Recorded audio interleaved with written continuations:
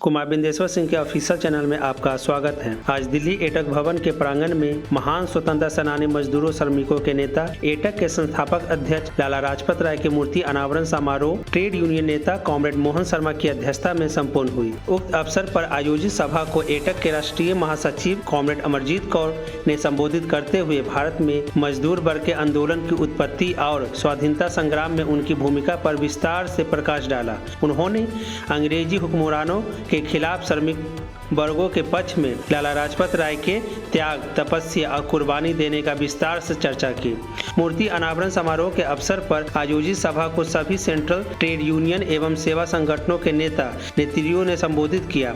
समारोह में सभी राज्य से प्रतिनिधि शामिल हुए, जिसमें बिहार से all India anganwadi works federation के राष्ट्रीय अध्यक्ष एवं एटक के राष्ट्रीय सचिव पूर्व विधान पार्षद उषा साहनी, बिहार राज्य आंगनबाड़ी कर्मचारी यूनियन के राज्य महासचिव एवं आंगनबाड़ी फेडरेशन के राष्ट्रीय उपाध्यक्ष कुमार बिंदेश्वर सिंह एवं एटक के राज्य सचिव हरदेव ठाकुर भाग लिए। आइए हम लोग अमरजीत कौर से मुलाकात करते हैं। धन्यवाद। हमारी हर मीटिंग, हमारी हर सभा, हमारा हर जुलूस, हमारे हर ऐसे फंक्शन, हमारी फाउंडेशन डे, किसी भी संघर्षों में सॉलिडारिटी, हम जहाँ भी खड़े हों, हमारी जहन में हमारा मुल्क, हमारे मजदूर, हमारे किसान, हमारे समाज के दूसरे संघर्षशील हिस्से, वो सारे हमारी जहन में रहने चाहिए।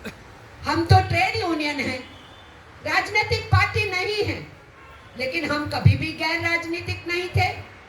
जो देश की आज़ादी के लिए लड़ रहे थे, वो अगर हमारी लीडरशिप कर रहे थे, और अगर एटक ने 1921 में आज़ादी के आंदोलन का प्लेटफॉर्म इंडियन नेशनल कांग्रेस, जिसने 1929 में प्रस्ताव पास किया कंप्लीट इंडिपेंडेंस का, एटक तो उससे 8 बरस पहले झरिया में अपनी सेकंड कॉन्फ्रेंस में कंप्लीट इंडिपेंडेंस का प्रस्ताव पास किया। तो यार कि उसी ने पहल लिया और उस प्रस्ताव को पास किया और उस लड़ाई को लड़ा और बार बार नेशनल प्लेटफॉर्म के हर साल के सम्मेलन में बाहर जाके गुहार लगाई कि तुम कब पास करोगे, देश की आजादी के आंदोलन को कब तेज करोगे। क्योंकि ट्रेड यूनियन वर्कर की मांगों को लेके, उनके काम घंटों के सुनिश्चित के लिए, काम के स्थान की सुरक्षा और सामाजिक सुरक्षा के लिए उन संघर्षों को बढ़ाने के साथ साथ ये समझते थे कि अपने देश को आजाद करा के ही हम अपनी असली मांगों को पूरा करवा पाएंगे। इसलिए उनके सामने, श्रमिकों के सामने, आज उसी के नेतृत्व के सामने 2 आज़ादी जहन में थी। एक आज़ादी जो हमें अंग्रेजों से हासिल होगी और एक आज़ादी जो हम शोषण से मुक्ति पाएंगे, समानता की तरफ बढ़ेंगे। कोई बच्चा बिना पढ़े लिखे नहीं रहे, कोई बिना इलाज इस देश में नहीं मरे, कोई यहाँ बिना छत के नहीं सोए, और हर कोई अपने सपनों को पूरा करने के लिए आगे बढ़ सके। इसलिए जो हम निर्मित करेंगे, जो हम धन दौलत पैदा करेंगे, उस धन दौलत में हमारा हिस्सा होगा। हमारा जो प्राकृतिक साधन है, वो प्राकृतिक साधन इस देश की पूंजी है। वो कुछ चंद पूंजीपतियों की, मुट्ठी भर पूंजीपतियों की दौलत नहीं है, और ना ही वो विदेशी कंपनियों की दौलत है। उसकी हम सुरक्षा करेंगे और वो हमारे जहन में है।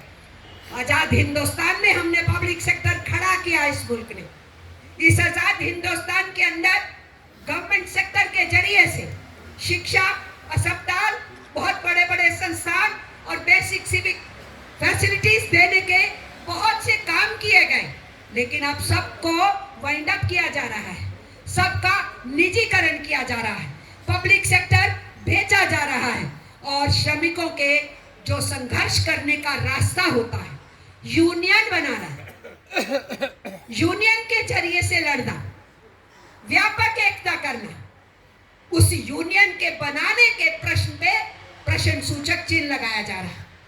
इसलिए जो हमारे श्रम कानून हैं, उनको बदला जा रहा है। 4 लेबर कोड लाए गए हैं, ये ट्रेड यूनियंस के गले को दबाने के लिए हैं।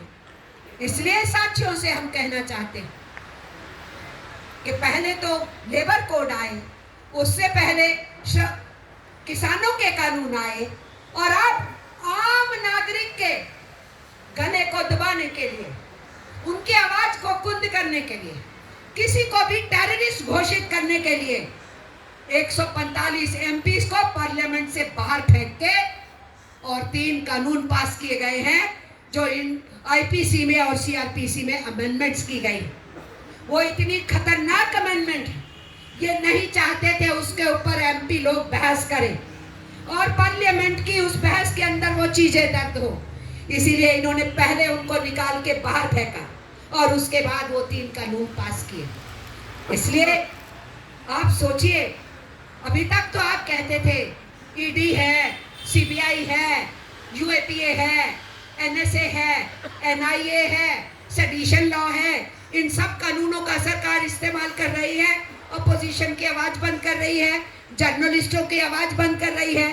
अब तो साथियों, जो इन कैटेगरी में नहीं है, जो एमएलए एमपी नहीं है, मंत्री शंत्री कहीं राज्य सरकारों के नहीं है, ट्रेड यूनियन लीडर नहीं है, किसान लीडर नहीं है या जर्नलिस्ट नहीं है, अब वो ही नहीं, वो जो नए 3 कानून आए हैं बाकी नागरिकों को भी अपनी लपेट में ले लेते हैं, क्योंकि उनके ऊपर जिनको खाना पीना ही पूरा नहीं है और वो नेता मजदूरों को संगठित कर रहा है, उसमें तो ईडी नहीं जाएगी ना, पैसा ही नहीं है, सीबीआई नहीं जाएगी ना, तो उसको आवाज कैसे बंद करनी है, तो नए रास्ते चाहिए। इसलिए ये जो नए कानून आ रहे हैं और पार्लियामेंट में धक्के से पास कर दिए गए हैं, जिसके ऊपर सबसे पहला रिएक्शन जो है हमारे ड्राइवर्स का आया, ट्रकर्स का आया, क्योंकि आप कह रहे हैं कोई इन्वेस्टिगेशन होगा या नहीं, आपसे गलती से ड्राइवर से वो हो गया या किसी और की गलती से हुआ, आप तो सीधा कह रहे हैं कि नहीं आपको इतना फाइन देना, आपको 10 साल जेल होनी ही होनी। तो आप सड़ाना चाहते हैं लोगों को जेलों के अंदर। सबसे पहली वो प्रतिक्रिया हुई जिस दिन वो पास हुए, आप जानते हैं उस रात से ही आंदोलन शुरू हो गए थे। तो ऐसी स्थिति के अंदर जो भी संघर्षशील लोग हैं उनको रोकने के लिए कोशिश की जा रही। अभी सेडिशन लॉ का तो बहुत मुकाबला किया, हमारे आज़ादी के परवानों ने बहुत मुकाबला किया, और जब आज़ाद देश में इस लॉ के ऊपर बहस शुरू हुई तो ये हुआ ये कानून नहीं होना चाहिए। लेकिन अभी ये जो अमेंडमेंट की है, 3 कानून लाए हैं, उसमें सेडिशन लॉ को और मजबूत कर दिया है। जो हम कह रहे थे कि ये सेडिशन लॉ ठीक नहीं है, इसको हटा दो, अब उसने सेडिशन लॉ को और मजबूत कर दिया है। फिर तो किसी भी फ्लिम्सी ग्राउंड पे किसी को भी कह के तुम देशद्रोही हो, तुम्हें जेल में डाला जा सकता है। इसलिए इस दौर के अंदर धर्मांधता बढ़ा रहे हैं, धर्म को मानने वालों की भावनाओं के साथ खेल रहे हैं, नफरत फैला रहे हैं।